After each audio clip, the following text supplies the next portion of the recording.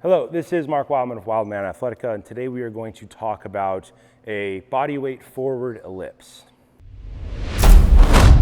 The bodyweight forward ellipse is kind of a subset of a separate family of movements called sliding plank. Sliding plank and forward ellipse allow us to develop our core control so that we can do things like push-ups and burpees better. We're isolating little pieces of the core firing to support bigger athletic movements, practicing them in isolation so that we can integrate them into bigger, faster activities later on. This exercise starts from our low kneeling position.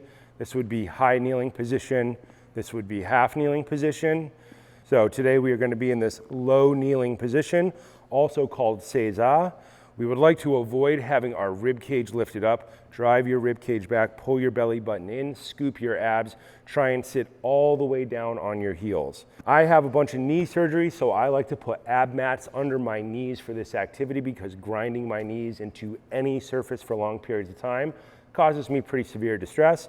So, doesn't mean we can't train. What that means is we need to find ways to protect certain parts of our body so that we can continue to do the integrated movements over time. We can't cut movements from training.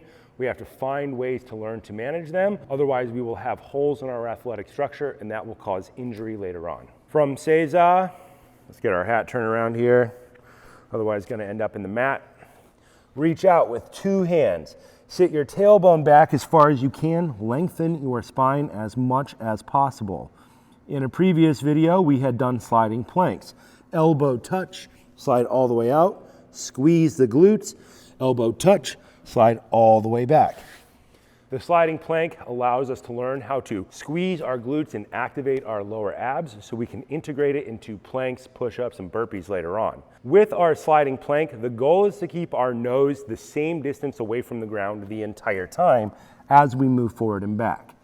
Nose stays approximately the same distance away from the ground the entire time. The ellipse family of movements does not have that rule. You will go up, down, and forward and back. With our ellipse movement, the setup is going to be the same. Child's pose, sit all the way back as far as you can. Drive up, forward as hard as you can. Squeeze your tailbone at the top. Go down like it's the bottom of a push-up. Elbow touch, slide all the way back. Drive up. Straight arms as far forward as you can. Squeeze your glutes in this position. Keep your glutes tight. Slide all the way back. Drive up. Glute squeeze, glute squeeze, glute squeeze. All the way down. Elbow touch, slide back.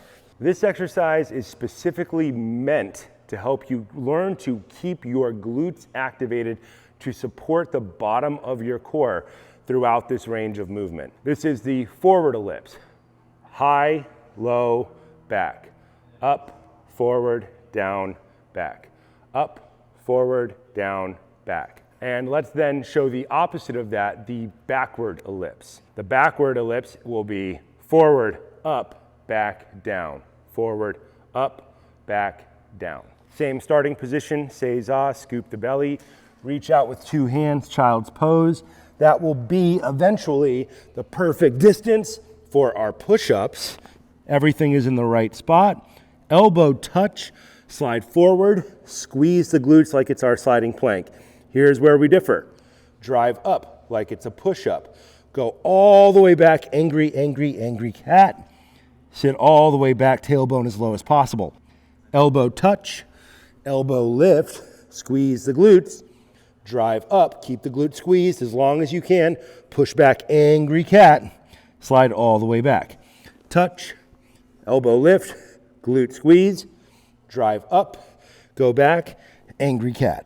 These exercises are used in two primarily different ways. You could use them as warm-up core activation drills if you're doing a lot of burpees or push-ups in your workout. When you do it that way as a warm-up, you would use low numbers. You would do 5 to 10, and you might just do 2 or 3 rounds of it as part of a larger warm-up series. If you really want to get a lot out of these exercises, you would do them as time under tension activities. You would put them into any of the time under tension protocols. Could be Tabata 30-30, 60-60, 90-30, and you would practice and try to hold technique for that amount of time. Tabata is probably the most useful in the short period in order to accomplish a lot of benefit in a short period of time. 30-30 protocol is good for allowing people to develop strong connection to the technique. It's not so long that they start to deviate, and the breaks are long enough that they can focus and recover in the middle. 60-60 is an intermediate protocol when you're trying to bridge the gap towards 90-30. 90-30 protocol is the hardest, doing anything